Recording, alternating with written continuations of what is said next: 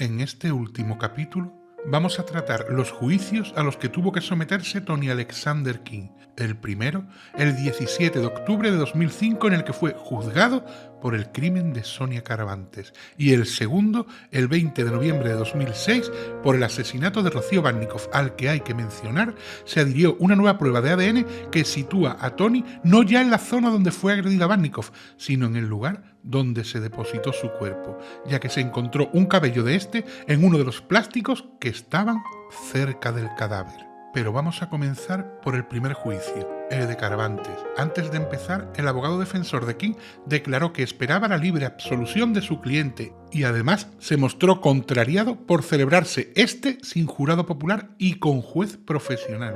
La Fiscalía solicita para el reo 34 años de prisión por 3 delitos y la acusación particular, con el abogado José María Garzón a la cabeza, 44 años por 4 delitos. Los delitos que le imputa la parte fiscal son el de asesinato, por el que se piden 25 años de cárcel, agresión sexual 4 años y detención ilegal, por el cual se piden 5 años, además de una indemnización de 300.000 euros para la familia. En cuanto a la acusación particular, solicita el mismo número de años por el asesinato, eleva a 6 el de la detención ilegal, a 10 el de la agresión sexual y además añade el de lesiones, por el que pide 3 años de prisión.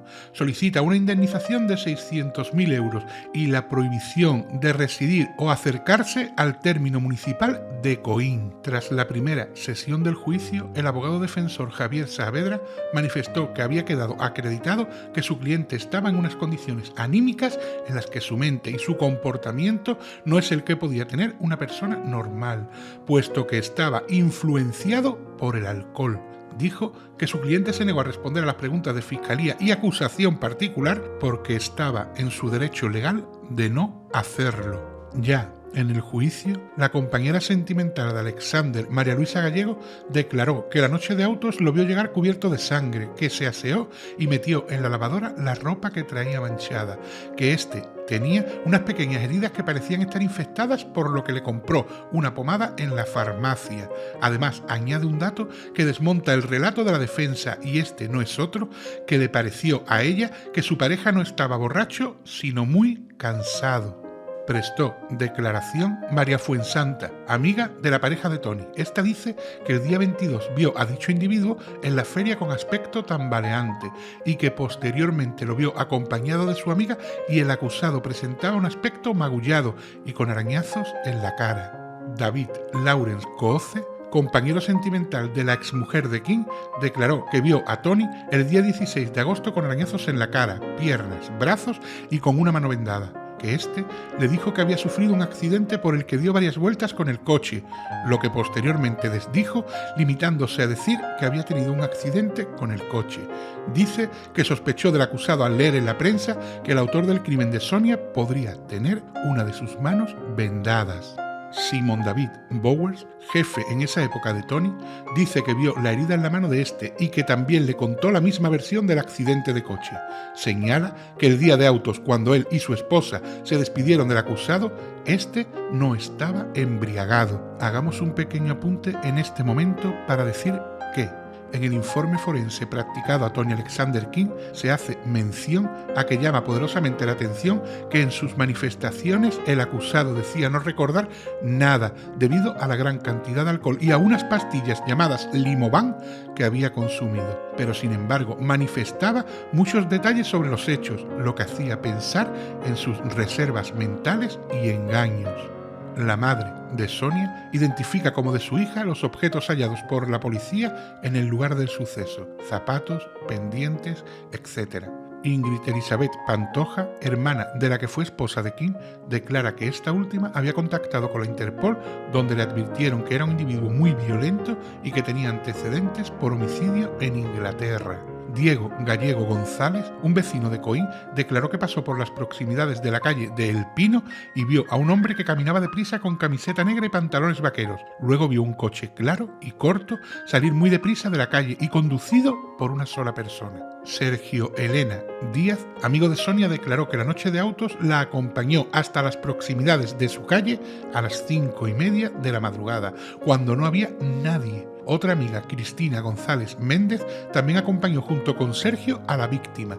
Esta vio posteriormente, en la zona donde se iniciaron los hechos, los charcos de sangre junto a un coche. Los objetos hallados, entre ellos un pendiente que portaba Sonia y que eran de su propiedad, también manchados de sangre. Dijo que el teléfono móvil estaba roto y en el suelo como si hubiese sufrido un fuerte golpe. Lorena González Enríquez, también amiga de Sonia, declaró que estuvo en la caseta de la Juventud hasta que se despidieron y luego vio los objetos tirados en la calle de El Pino, las manchas de sangre en la calzada, la acera, bajo el coche y sobre el capot del mismo, la huella de una mano sobre la sangre, que supuso eran de Sonia.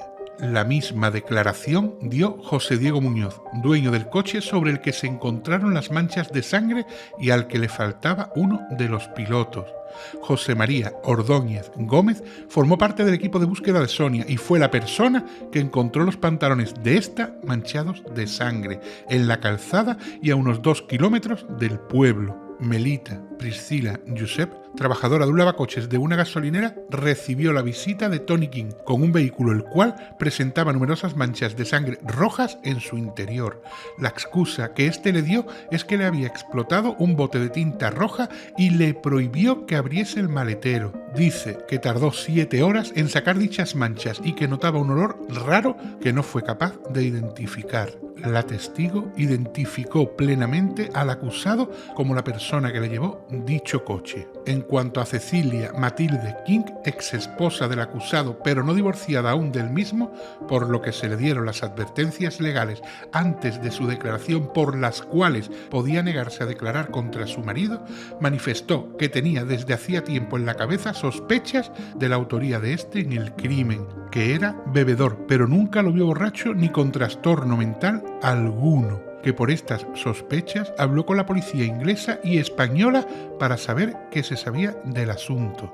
Los expertos declararon que el perfil genético de los restos encontrados en la tulipa de uno de los vehículos examinados y el de los pliegues palmares y dedos de Sonia Caravantes son coincidentes con el extraído de unos calzoncillos del acusado. Se detalla que las manchas de sangre encontradas en el Mazda analizado y propiedad del acusado indican que alguien estuvo encerrado en el maletero y agredido en el interior del mismo. La defensa hizo alusión al hecho de que además de los perfiles genéticos de la víctima y su acusado, se encontró el de una tercera persona. En cuanto al perfil psicológico y psiquiatra realizados por los forenses a Tony, se detalla que él mismo es persona de inteligencia media normal, con perfecto conocimiento del significado de sus actos y la libre voluntariedad al realizarlos. Consume habitualmente alcohol y esporádicamente drogas. Es imposible determinar su estado en el momento de los hechos. Tanto desde el punto de vista psiquiátrico como psicológico, se encuentra en este procesado únicamente un trastorno antisocial de la personalidad, lo antes llamado psicopatía, que no excluye su responsabilidad ni tampoco la disminuye. Se trata pues de una persona carente de sentimientos de piedad y arrepentimiento, capaz de los actos más crueles para seguir con sus propósitos lascivos, y ven muy difícil o imposible su reinserción. En el análisis toxicológico se pone de manifiesto que es un consumidor crónico de alcohol etílico, pero se carecen de datos para interpretar la severidad de tal consumo. Se añade un informe psicológico de cuando el acusado fue detenido y juzgado en Inglaterra y el cual cita que se trata de un sujeto de baja autoestima y mala opinión de sí mismo, bebedor pero no habitual, ni con síndrome de abstinencia, padece desorden psicopático y alguna leve depresión, no padece de enfermedades psíquicas de importancia y carece de antecedentes por el mal uso de sustancias. Su anormal comportamiento sexual deriva de la conciencia de deforme enorme o anormal que tiene de sí mismo, lo que unido a su introversión le llevó a una reacción violenta contra las mujeres a las que culpa de su impotencia y sentido de su inadecuación. Con todo esto, el juez determina unos hechos probados que son los siguientes.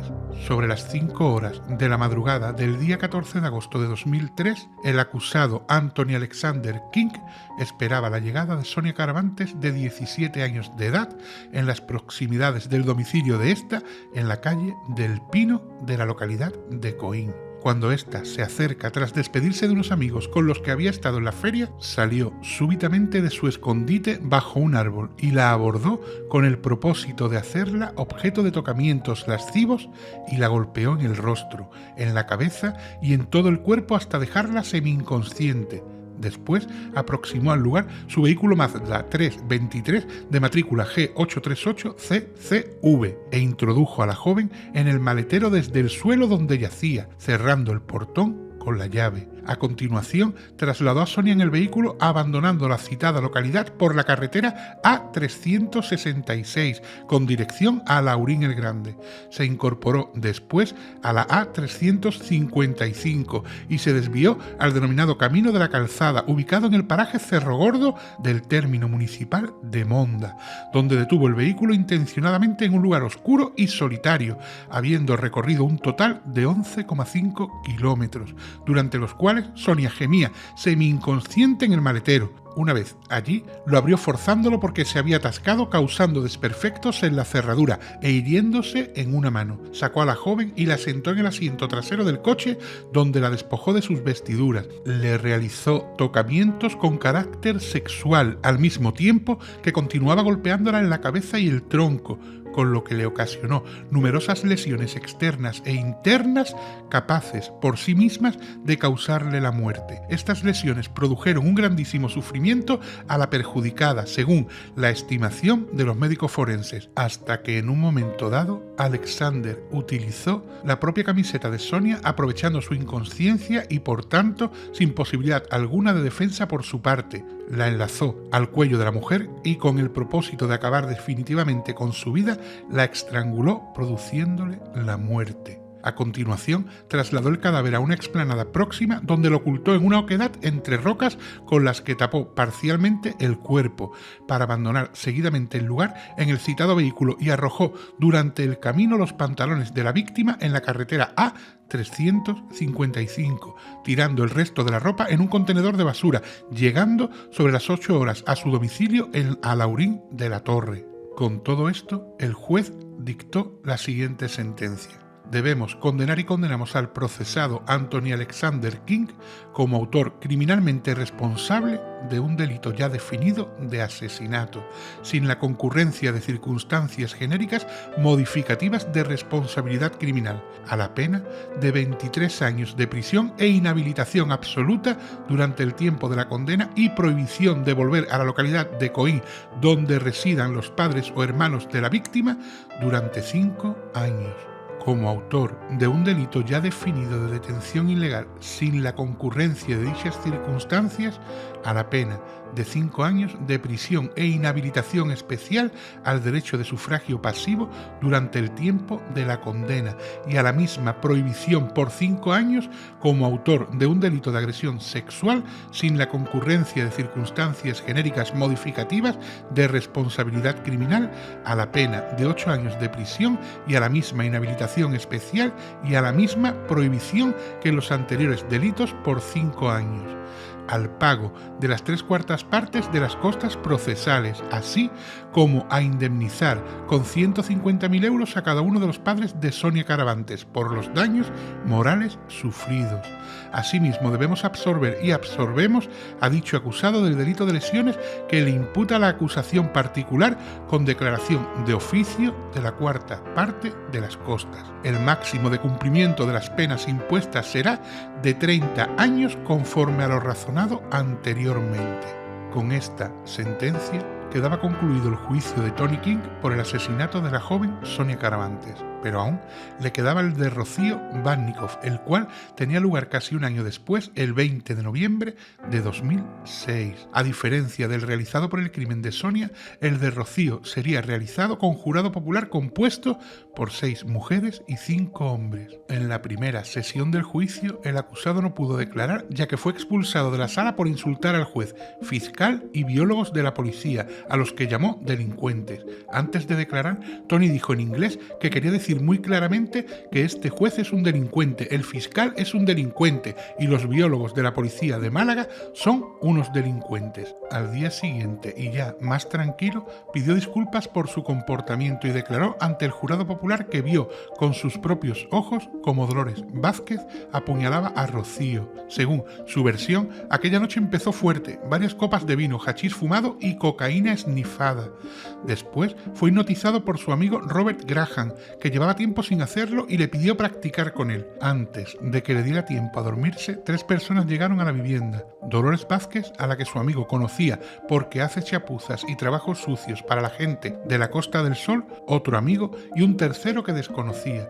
Dice que cuando despertó de la hipnosis y el colocón, se encontraba en un coche junto a Graham, el desconocido, Dolores y Rocío. Al volverse hacia el asiento trasero, vio como la mujer se reía y apuñalaba a la joven en la espalda. Según su declaración, Rocío no tenía puesta ninguna prenda de cintura para abajo y Dolores tenía las bragas en sus manos. Después, Graham le rebanó el cuello a la chica en el maletero, porque por alguna razón el resto de puñaladas no habían terminado con su vida. Dice que Dolores cogió una navaja de su propiedad y la hundió en el cuerpo de Rocío para incriminarle, aunque volvió a reiterar su inocencia.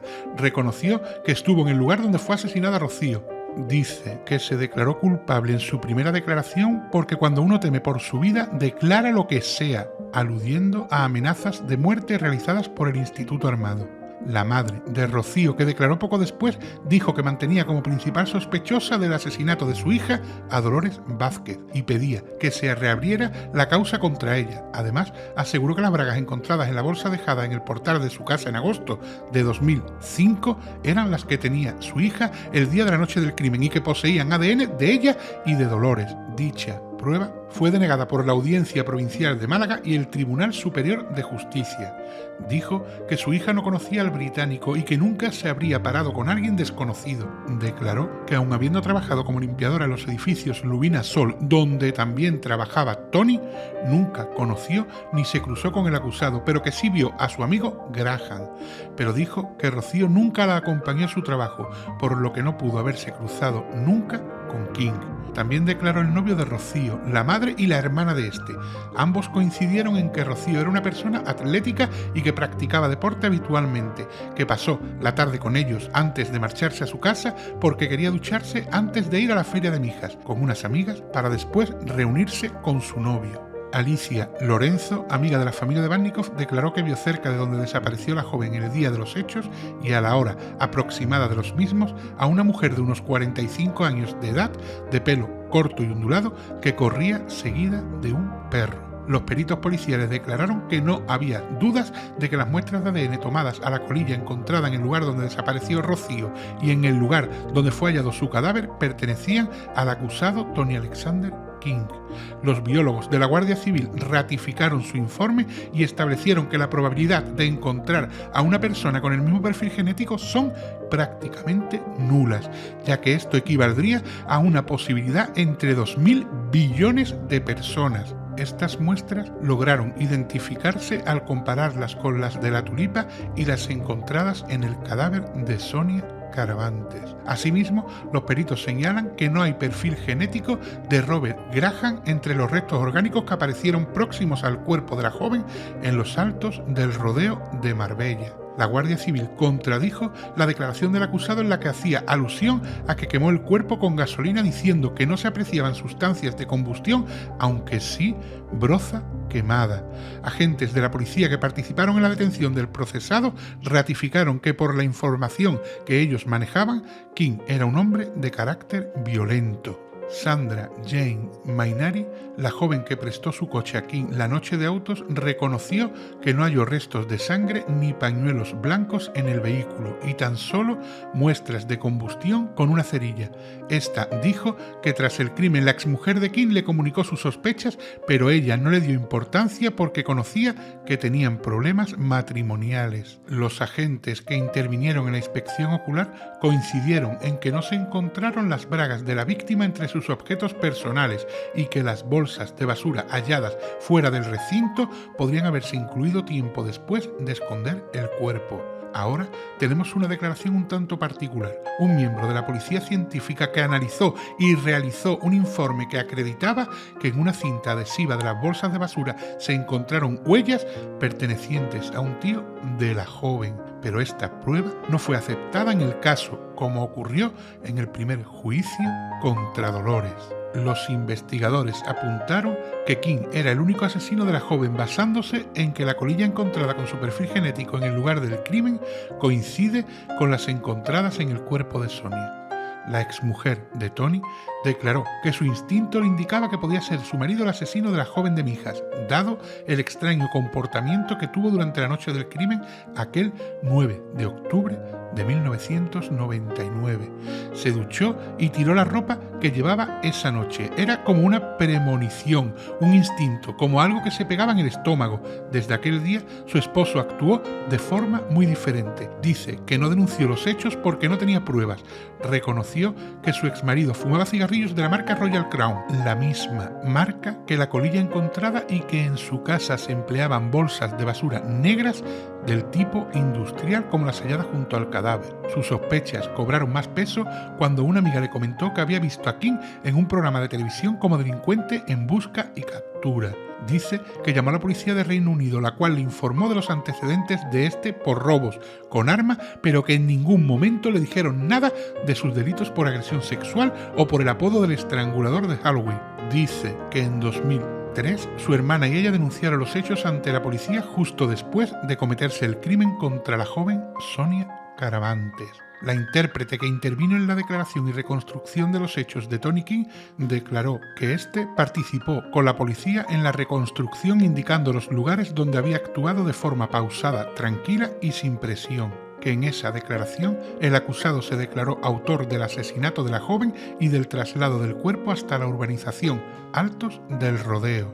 Robert Graham en su declaración ratificó la realizada ante la Guardia Civil y relatada en el capítulo anterior. Dos investigadores declararon que no hay pruebas que inculpen a terceras personas en la causa, si bien precisaron que no se puede precisar si en el arrastre del cuerpo de Rocío, en el lugar donde desapareció, pudieron participar una o más personas.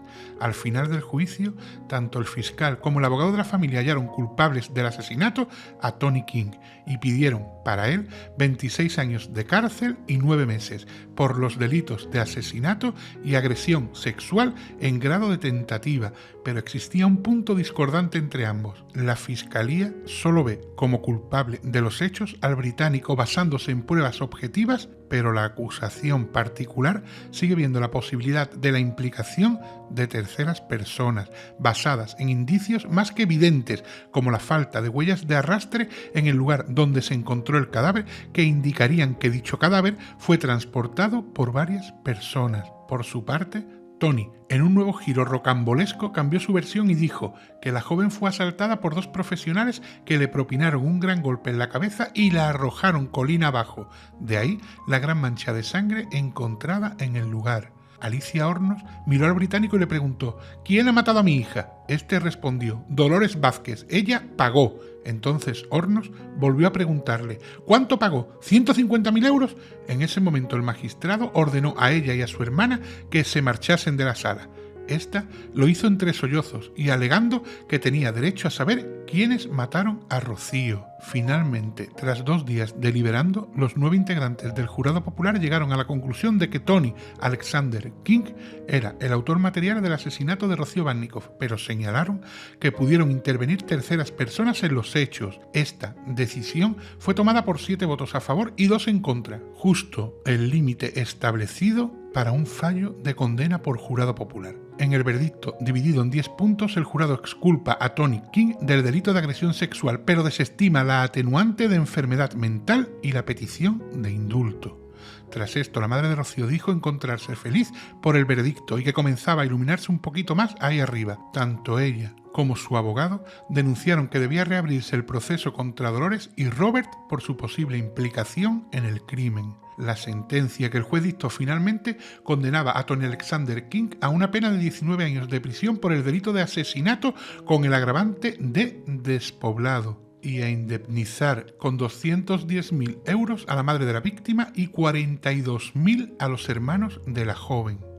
Años más tarde, el Tribunal Supremo corroboraría dicha sentencia, por lo que finalmente el único acusado y condenado por las muertes de Rocío y Sonia era Tony Alexander King. Durante toda esta serie hemos visto contradicciones, fallos de la investigación y fallos judiciales que finalmente nos han llevado a estos dos juicios con sus dos respectivas sentencias. Esto es la verdad legal. Esto es lo que la justicia dice que pasó en ambos crímenes, pero ¿fue realmente así? ¿Fue Tony el único culpable de ambos asesinatos aun cuando el modus operandi no coincide? ¿Aun cuando existen huellas de terceras personas en lugares que fácilmente podrían incriminarlos? Como siempre digo, os he expuesto los hechos, ahora está en vosotros sacar las conclusiones. Soy Triun Arts. Buenas noches.